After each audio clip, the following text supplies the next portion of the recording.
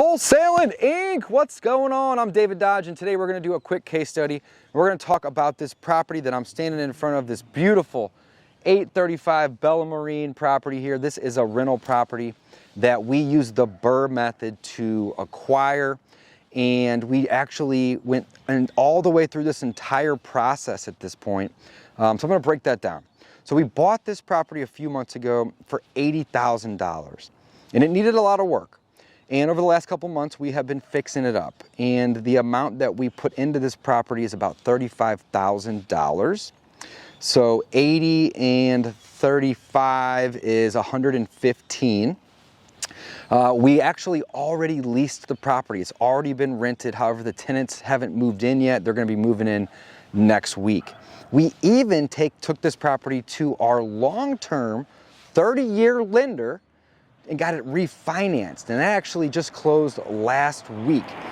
So the beautiful thing about this is that we've already gotten this through the entire process. Now this property appraised for $138,000. Let's call it $140,000. Is what this appraised for. And we actually got an 80% loan, and the cool part is it was a 30-year fixed rate loan, and it was in our LLC. So if you want me to connect you with my favorite long-term nationwide lender that can lend into your LLCs and do 30-year fixed rates, there'll be a link below this video that you can click that I'll actually connect you directly with my lender contact. But again, this is a great case study on a BRRRR. Now, ideally, we don't leave any of our own money in the deal in the end, right? The goal is to be all in for zero. And in this case, we actually left about maybe $6,500 in this property to acquire it. But that's not that bad, considering that most of the time we're actually able to do this with $0 out of pocket. So the reason that we had to leave a little money in this one is because our all-in costs were not at or below 80% of what it appraised for. We bought it for 80, we put 35 in it, we were all into this for about $115,000. It appraised for $138,000. We'll round up for simple math, $140,000. Well, 80% of $140,000 is about $110,000. So I had a $5,000 shortfall on this one. And then I also had to pay a little bit of interest to my private lender and some closing costs, and it ended up being about $6,500 out of pocket to acquire this rental property. Not a big deal. We love doing this with no money out of pocket, but even when we're able to do this with little amounts of money out of pocket, it still creates for a winning scenario. In the past, before I started using the BRRRR method, I would have to have left about $30,000 into this property. It appraised for $140,000. The bank says, hey, Dave, we'll give you a loan for 80%, but I would need to bring that money to the table. So $30,000 versus $6,500 is a big difference when it comes to acquiring a rental property, which is essentially an asset. So because we're able to use a 30-year fixed loan on this property, our payment is extremely low. I believe our payment is around $750 a month. And that's all in, right? That is the purchase, that's the rehab, that's everything, right? We left $6,500 in it, and we have a 30-year fixed loan, and our payment's about $750 a month. This property it's already leased, and I think we leased it for around $1,300 or maybe even $1,400 a month. So it's gonna cash flow in excess of $500 a month, which is amazing. So that means I'll basically get all of my money back within 1 year of owning it. And then from there, it's just cash flowing every month, $500, right?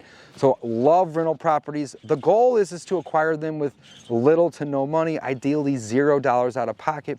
But again, even if you leave a couple $1,000s in the property when you use this method, it is much better than trying to acquire a property and use a bank and have to put down 20%, because again, that would have cost me somewhere between $25,000 and $30,000 to acquire this asset, when in reality I only had to spend about $6,500.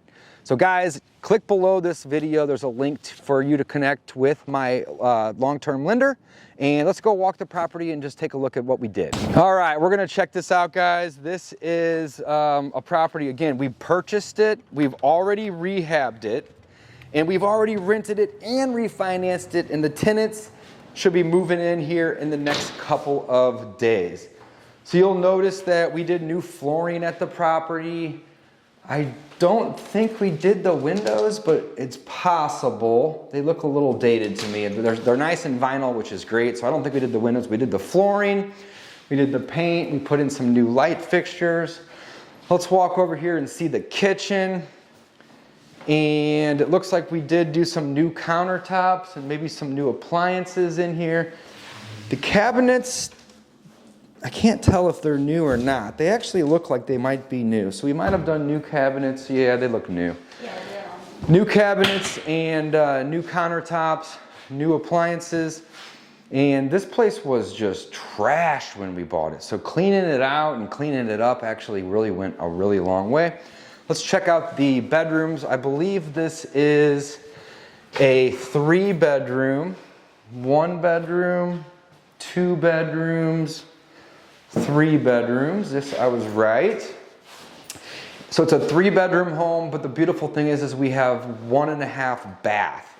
So in the master bedroom, which we are here, you can see, I'll get out of your way, we have a half bath, which is great because it actually helps with the appraisal, it helps with increasing the amount of the rent, and it helps with the desirability of the home in itself. People want to rent this if they have a half bath in the master versus not, right? So love having those half baths, which is great. So we have a 3-bedroom, 1 full bath, 1 half bath. Here is the full bath, and it looks like my team has not only done new flooring, but it looks like we've done a new toilet and maybe even a new surround.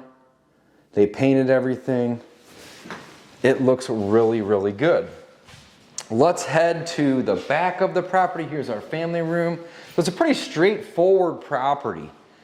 You know, it's really nothing that's too crazy about this particular property. We have a sliding door here. Nice little deck off the back. And it looks like our condenser is one thing that we didn't get to. We probably ran out of money on this one. I know the rehab on this one was a little bit higher than we had hoped for, and that's why we had left a little bit of money in the deal. But in the end, you know, it still makes for a great rental property. It's going to cash flow $500 a month, and we'll be all in it. We'll have all of our money back, you know, from that $6,500 that we had to leave in it within about a year or so. So I still think this is a home run case study, to be honest. The shed was here when we bought the property, and it's functional. It doesn't need to be removed or replaced, so we left it, which is going to be a nice bonus for the tenants. Now, this property doesn't have a garage, but it does have off-street parking, right? So it does have a driveway. You can see my car's parked in the driveway now, and it is gated. So if people have dogs, tenants have dogs, or even children, having the gated yard also helps with the appeal for somebody wanting to rent it, maybe pay a little bit more for it. And the appraiser, they notice these type of things too. So it's very, very helpful. So there is a little bit of, let's head downstairs. It looks like there is a little bit on this property that I would like to have done that we didn't get to. Like for example, I can turn my light on here. Like for example, you know, changing out that condenser in the backyard. Sometimes budget gets tight though, and it's something that we can circle back and do at a later time. So I don't think in this one, as you can see, the walls are painted, the floors are painted, really just cleaned the basement up was the main goal down here. And you have a nice bit of bonus down here. It's nothing special, but it's clean and it's easy for the tenants to say, hey, I can make this a TV room, or hey, I can make this a bonus sleeping area. Can't necessarily use this as a bedroom down here, but you do have a lot of bonuses. So this right here, yeah, perfect little bonus office, bonus sleeping area. And really you have 2 big areas right here, which is really nice because they can use this for whatever they want. Now back here is going to be the utilities. And there was actually a shower right here. And we just went ahead and capped it. It didn't make sense for us to try to replace the shower. Ripping it out was gonna cost more money than it's worth. And you know, people can just use this for storage. So we just capped it, and we didn't need to put that back in, which was great. We did do a new plumbing stack. This is brand new. And that was one of the reasons that the rehab was a little bit higher than what we had wanted to do. Another plumbing stack right here. You can see we replaced the water heater. Looks somewhat new, but we didn't get to the HVAC on this one. Not the end of the world, but that's something that I would like to have hit. But again, we'll circle back once it goes out. And then last but not least, there's the panel. And we didn't need to mess with the panel on this one because it was in decent shape. So most of the work on this property was actually just cleaning the property and getting it occupancy ready and safe. There was a lot of little things on the list with this one. Nothing too major. Holly, do you know if we did the roof on this one? I don't think we did. We didn't do the roof. We didn't do windows because they were already vinyl. We didn't do the HVAC. And those are typically 3 things that we do like to do if the budget allows. But on this one, we were a little tight, but still home run deal in my opinion. Let's head upstairs. All right, guys, thanks for watching. This has been an awesome case study using the BRRRR method, and we only ended up leaving $6,500 in this one. Again, it's gonna cash flow over $500 a month. We were able to get a 30-year fixed loan in our LLC, and it ended up making for a really good deal. It's already through the entire process. We bought it, we rehabbed it, we rented it. Tenants are moving in like 3 days. And we've already refinanced it. So I took my notes here on my handy little napkin. You can do deals on napkins. We do it all the time. So one more recap. The buy on this one was $80,000. The rehab was $35,000. So our all-in price ended up being $115,000. The property appraised for $138,000. And you multiply that by 80%, that puts you at $110,000. So the difference of 110 and 115 is 5. But then of course we had interest and we had closing costs. So we were probably, I'm guessing here, but we probably ended up leaving about $6,500 in this deal. But again, not a big deal. Way better than leaving $30,000 in it if I was to purchase it in its current state and pay full retail at $138,000. We don't do that. We don't pay retail, and we don't buy properties with banks. We use banks to refinance them.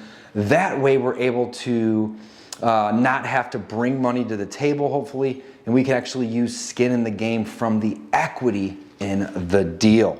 So guys, full transparency, we left $6,500 in this one, but hey, not a big deal because again, it's cash flowing $500 each and every month. We're gonna get our money back in a year's time, give or take. And then for the rest of forever that we own this property, we're gonna be making at least $500 a month. Guys, thank you so much for watching. If you wanna book a call and work with me and have me help you get into rental properties and start creating cash flow and financial freedom, book a call with my team. You can do so at wholesalinginc.com/rentals. Again, that is wholesalinginc.com/rentals. And then last but not least, if you want to connect with my favorite lender that'll do 30-year fixed rate loans, there's a link below this video to connect with my friend Caitlin. She's gonna hook you up, 30-year loans in your LLC. And this has been an awesome case study. I can't wait for these tenants to move in next week to where we can start collecting rent and off to the next one. Thanks for watching, guys. Signing out.